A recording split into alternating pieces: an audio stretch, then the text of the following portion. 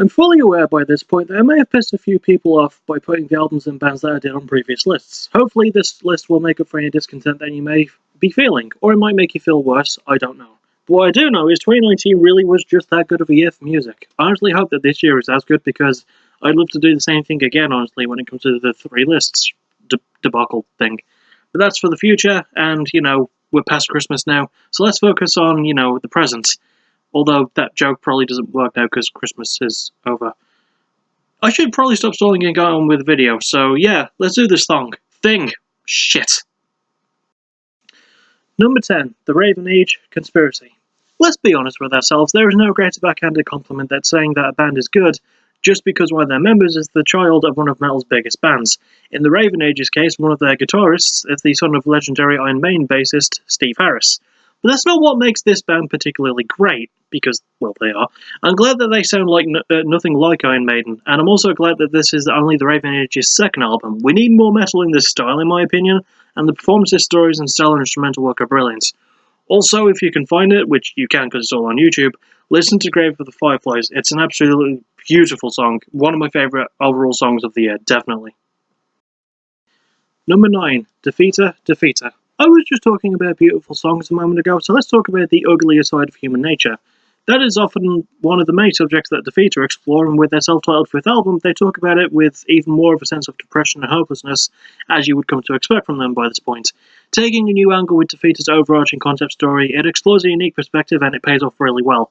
This might be Defeater's riskiest album, but they definitely needed to take that risk, and it really pays off here. Their sense of storytelling, crushing instrumental work, and emotional weight are still as strong as ever. And also, I'll say it again, because I said it before, Will Yip is underrated as a producer, and he does brilliant work on this album. Listen to it, please. Number 8, Ithaca, The Language of Injury. Okay, so I have to be real with you people. I have no clue if this album is a debut or not. Because if it is a debut, then it's one of the best that I've heard all year. If it isn't, then why the hell did none of you tell me that Ithaca existed? Ithaca are another female-fronted band who sing for a genre you usually don't see in the mainstream these days, and while it is easy to compare these guys to, say, Rail Tomasi, that would be extremely unfair to do to them. These guys don't miss a beat on this album. It's just over half an hour long, but it fills that time perfectly, with the band playing their hearts out, and their hard work absolutely pays dividends here. Also, The Language of Injury is the coolest album title of 2019. Fight me. I dare you to. Number 7, Get Scared, The Dead Days. If there's one thing that I love about bands that I already liked, it's being proven wrong. I said before that Demons was Get Scared's best work, and while we may sadly never get another album by the band again, at least we have The Dead Days. As all of Get Scared's albums have a habit of doing, it shows the band balancing dark themes with heavy music, obviously, but this album is unique even in that regard. It's somehow their heaviest work, and also some of their most emotional, and I really hope that lead vocalist Nick Matthews gets better soon. I know that pain can bring out the best in artists and in the bands, as it did on this album, but dude, I know you're not watching this, but please just focus on getting better. You've earned it, and this band are, fantastic, and they've always deserved more, in my opinion. Number 6, Counterparts, Nothing Left to Love. And speaking of pain and dark themes, Counterparts. Bands like these make me wish I'd done top 20 lists for previous years, as I'd love to have added their previous 2 albums to best of lists, but thankfully Nothing Left to Love not only shows how underrated these guys are, but it shows them at their best as well. Their emotional side has never been more shown. The added elements of dealing with faith and lack of self-belief are really refreshing, and honestly, it's probably going to make you cry a little bit. It's just a hauntingly beautiful piece of contemporary hardcore that everyone should be listening to, by a band that everyone should already be listening to anyway. Seriously, I love Counterparts, and more people need to hear their stuff. Number 5, Pup, Morbid Stuff. How about we take a break from talking about pain and hardship with a more hardcore sound to talking about pain and hardship but with an indie punk sound? Yay! Pup have been around for a wee while, and this is their 3rd album. Once again, why did none of you tell me about Pup existing in the first place? Still, I find it ironic that the first lyrics of this album are, "I was bored as fuck." Those aren't the words I would use to describe my experience with Morbid Stuff personally. I was bobbing my head along, dancing a bit, and just getting caught up in the really catchy music, realistic lyrics, and fantastic instrumental work, while still talking about personal issues in a darkly believable way. This album made me feel a lot of stuff I wasn't expecting to feel, but it's a good feel, so yeah, this album will also probably make you feel good. Did for me. Number 4, Venom Prison, Samsara.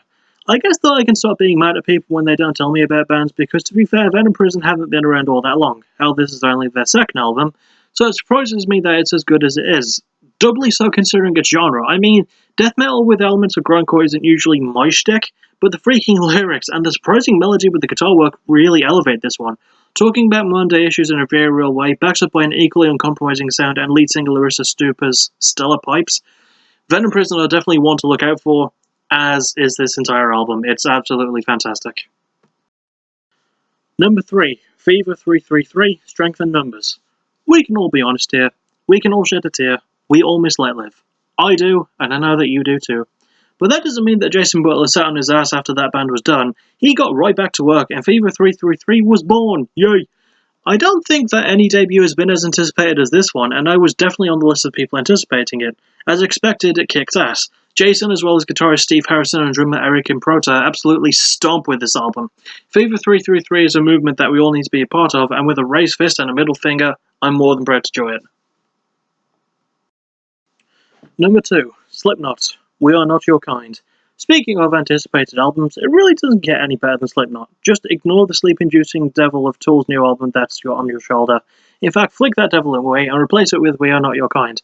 I remember saying that I'd be okay if the band stopped after the Grey chapter, but man, am I glad that they continued. They venture into new territories with this one and take a shot at people because the risks pay off. Woo! It's hard to hate Slipknot though, in general. Considering continuing to raise the bar as only they can, this album deserves to be on everyone's best of lists, even if it's not my personal number one. You guys are gonna hate me a lot. You're just gonna hate me a lot more now. Number 1, While She Sleeps, So What? Oh boy, nobody liked this album as much as they liked You Are We. I can understand why. You Are We is the band's largest in terms of their scope. Before that, we had the darker, heavier, more political leaning of Brainwashed. And before that, we had This Is the Six, the band's debut album, which showed off the classic sleep sound that we've come to know and love today. But So What's the album that the band had to make at this point, and yes, I am defending why they're number 1 on my list. Stick with me.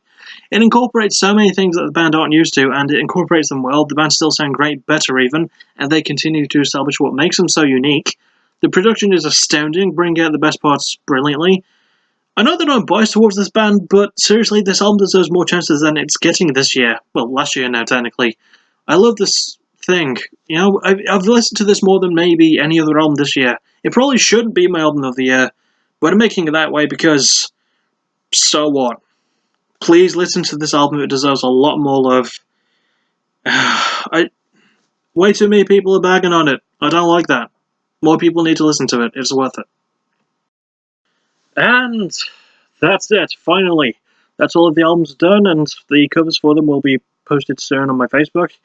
Next will probably be the top 10 UFC fights of the year video, but, well, I mean, that's definitely the most likely thing. I've definitely got free time to do it, so that's all. I hope that you all enjoyed these videos. I hope that 2019 was kind to you, and I hope that 2020 is going to be fantastic, even though it probably won't be, considering it's had a dodgy start, but hey, you know, we still got like another 12 months. 11. How does the time... You know, never mind. Until next time, thank you for watching, you're awesome. Bye-bye.